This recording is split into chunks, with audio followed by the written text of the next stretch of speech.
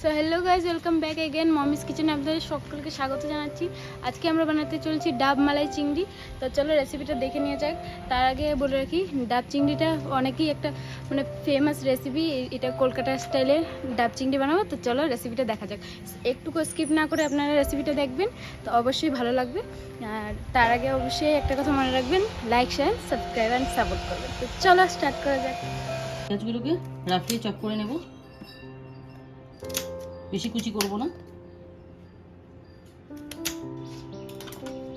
এই পেঁয়াজগুলোকে জলের মধ্যে দিয়ে দেব। এবার এটাকে 5 মিনিটের জন্য বয়েলে বসিয়ে দেব, লো ফ্লেমে। এবার চিংড়ি মাছগুলোর মধ্যে একটু লবণ মেখে রাখবো। চিংড়ি মাছগুলো অ্যাকচুয়ালি আমি পুরো পরিষ্কার করে নিয়েছি। অ্যাকচুয়ালি মাথা, চিংড়ি মাছের যে চোখ থাকে, চোখের উপর সাইডটা থেকে কেটে ফেলে দিয়ে নিচের সাইডে একটু লেজের মতো রাখতে লাগে, কিন্তু আমি তাহলে পুরো পরিষ্কার করে নিয়েছি। ঠিক অনেকটা এরকম দেখুন, চিংড়ি মাছ যেখানে চোখ থাকে তার উপর সাইডটা কেটে ফেলে দেবেন, আর নিচের যে সাইডটাতে একটু লেজটা রেখে দেবেন, কিন্তু আমি লেজটা ফেলে দিয়েছি। আজকে আমরা ডাব চিংড়ির জন্য 1.5 চামচ সাদা সর্ষে, 1.5 চামচ কালো সর্ষে, 1.5 চামচ পোস্ত। যেহেতু আধা কেজি পরিমাণ চিংড়ি, সেজন্য 1.5 চামচ করে লাগবে। যদি এর থেকে বেশি হয় তাহলে 2 চামচ দেবেন, আর যদি কম হয় আধা কেজির থেকে তাহলে 1 চামচ বা আধা চামচ, মানে পরিমাণ বুঝে এটাকে কোয়ান্টিটিটা মিলিয়ে দেবেন। একটা নারকেলকে কুড়িয়ে নিয়েছি, এবার এটা দুধ বের করে নেব।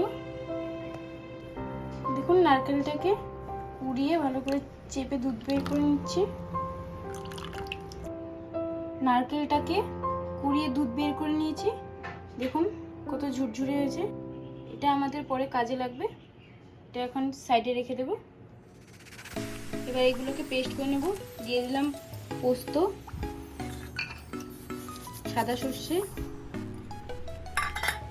কালো সর্ষে, যে নারকেলটাকে দুধ বের করে রেখেছিলাম সেই নারকেলগুলো দিয়ে দিলাম। আপনারা চাইলে নর্মাল জলও করতে পারেন, কিন্তু যে ডাবের জলটা ছিল সেটা দিয়ে আমরা পেস্টটা করব, কারণ ডাবের জল দিয়ে করলে টেস্টটা অনেক বেড়ে যাবে। দিয়ে দিলাম কয়েকটা কাঁচা লঙ্কা। এবার এটাকে ভালো করে পেস্ট করে নেব। কড়াইতে একটু বেশি করে তেল দিয়ে দেবো। একটা ছোট্ট ট্রিক্স অ্যান্ড টিপস, আগে তেলটাকে দিয়ে পুরো ভালো করে ধোয়া ওঠা মতন গরম করে নেবেন। পরে 2 থেকে 3 সেকেন্ডের জন্য গ্যাসটাকে বন্ধ করে দিবেন, যাতে সর্ষের টেস্টটা একটু কম হয়। কারণ বেশি সর্ষের টেস্টটা যদি তাগড়া হয় তাহলে সেরকম টেস্ট আসবে না। তার জন্য এটাকে এখন ফ্লেমটাকে বন্ধ করে দিলাম। তেলটা পুরো গরম হয়ে গেছে। এবার দেখুন তেলটা অনেক ঠান্ডা হয়ে গেছে, কারণ অ্যাকচুয়ালি ডাব চিংড়ি যদি সর্ষের ফ্লেভারটা বেশি থাকে তাহলে ডাবের টেস্টটা আসবে না। তার জন্য এটাকে পুরো গরম করে অনেকটা ঠান্ডা হয়ে গেছে, 1.5 মিনিট মতো বন্ধ করে রেখেছিলাম। এখন গ্যাসের ফ্লেমটাকে আবার জ্বালিয়ে দেবো, জ্বালিয়ে দিয়ে পুরো লো করে দেবো।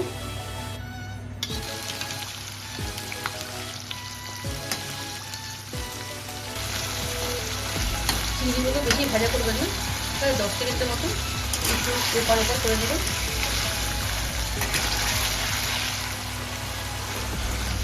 কারণ বেশি ভাজলে চিংড়িগুলো শক্ত হয়ে যাবে। দেখুন এক সাইড ভাজা হয়ে গেছে, এবার অপর সাইডে উল্টে দেবো। আবার 10 থেকে 15 সেকেন্ড লাগবে। বেশি ভাজলে শক্ত হয়ে যাবে, প্লাস চিংড়িগুলো ছোটো হয়ে যাবে। এবার চিংড়িগুলোকে নামিয়ে নেব।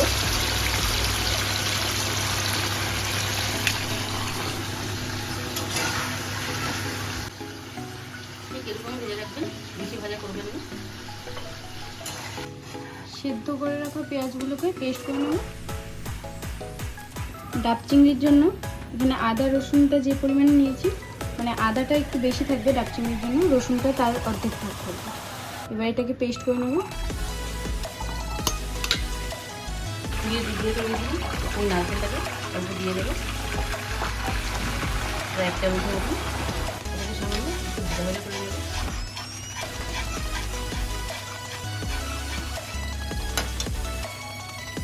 যে নারকেলটা তেলে দিয়েছিলাম ওটার সঙ্গে এখন পেঁয়াজগুলো সেদ্ধ করে দিয়েছিলাম ওটা দিয়ে দেবো।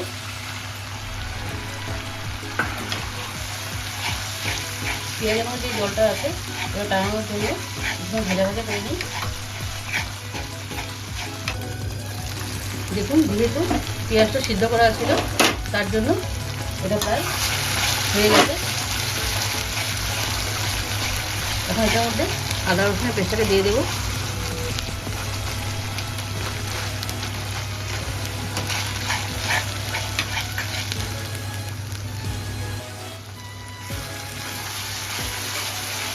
দেখুন প্রায় পেঁয়াজ আদা রসুনটা প্রায় ভালোভাবে হয়ে গেছে।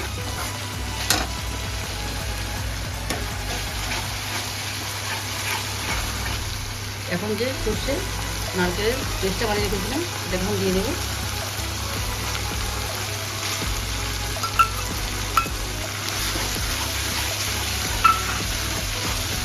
এটার মধ্যে এখন সামান্য ডাবের যে জলটা এটা দিয়ে দেবেন অল্প।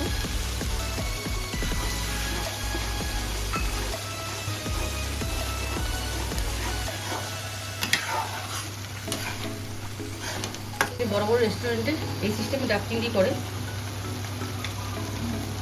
এখন এটার মধ্যে স্বাদ মতন নুন দিয়ে দেবেন, বেশি দেবেন না, লাগলে পরে আবার দেখে চেক করে দেবেন। কোনো হলুদ কিছু পড়বে না এটার মধ্যে।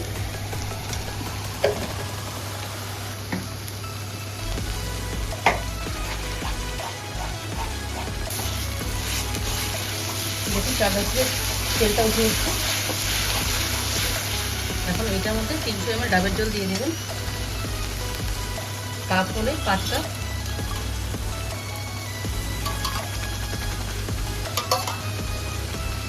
ফ্লেমটাকে পুরো বাড়িয়ে দেবেন।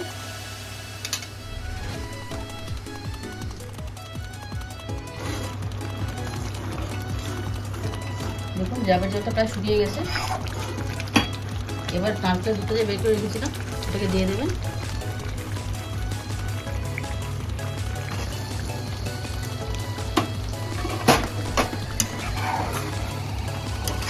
নারকেলের দুধটা দিলে পরে একটাই বেনিফিট হবে, যে এটার টেস্টটা অনেক ইনক্রিজ হবে। এবার এটা প্রায় হয়ে এসছে। এবার থিকনেস দেখুন,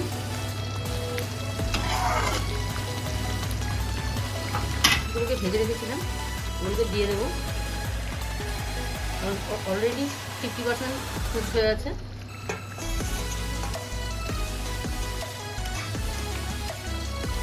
এটাকে দিয়ে আর বেশি সেদ্ধ করবেন না, ঢেকে গ্যাসটাকে বন্ধ করে দিন। যেহেতু এই চিংড়ি মাছটা 50% কুক হয়ে আছে, এবার বাকিটা ডাবের ভিতরে করবো। এবার অল্প অল্প করে ডাবের ভিতরে চিংড়ি মাছ আর গ্রেভিটা ঢেলে দেবো।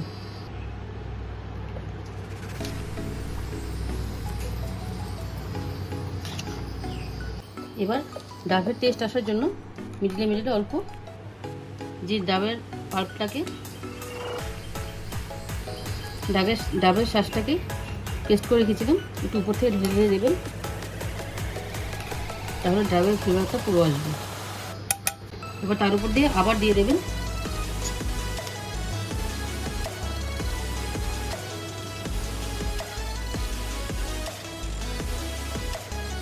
তার উপর দিয়ে ডাবের পাল্পটাকে ঢেলে দেবেন।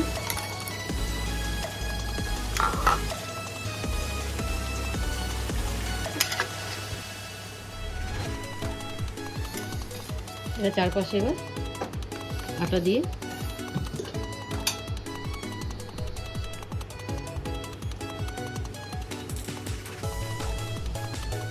কোট করে দেবেন। আমরা অনেকে ডাবের মাথা দেয় যে আগাটা থাকে ওটাকে, কিন্তু যেহেতু আমাদের ওটা কাটার সময় ভেঙে গেছে তার জন্য আমি এটাকে ঢেকে দেবো।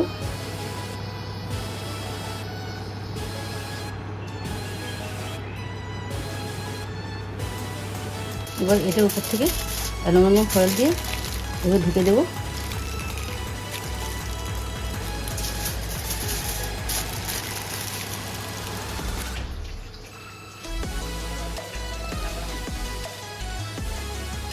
আপনার কড়াইয়ের মধ্যে গ্যাসও করতে পারেন ডাইরেক্টলি, কিন্তু আমি ইন্ডাকশনের উপরে একটা কড়াই দিয়ে এটার মধ্যে বালি দিয়ে এটাকে গরম করে নিয়েছি। এবার এটা করে বসিয়ে দেবো।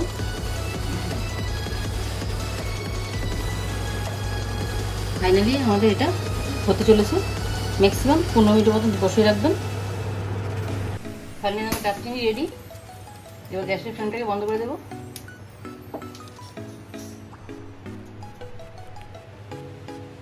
নামিয়ে নিচ্ছি।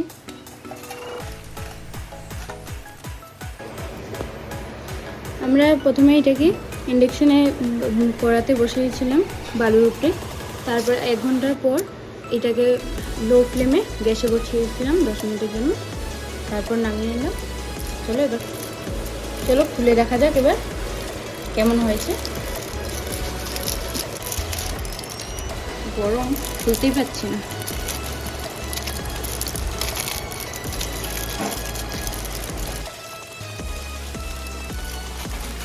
দেখতে পাচ্ছেন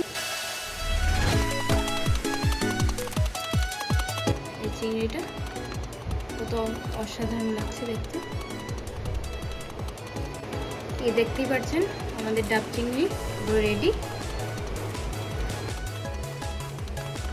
পুরোপুরি কমপ্লিট।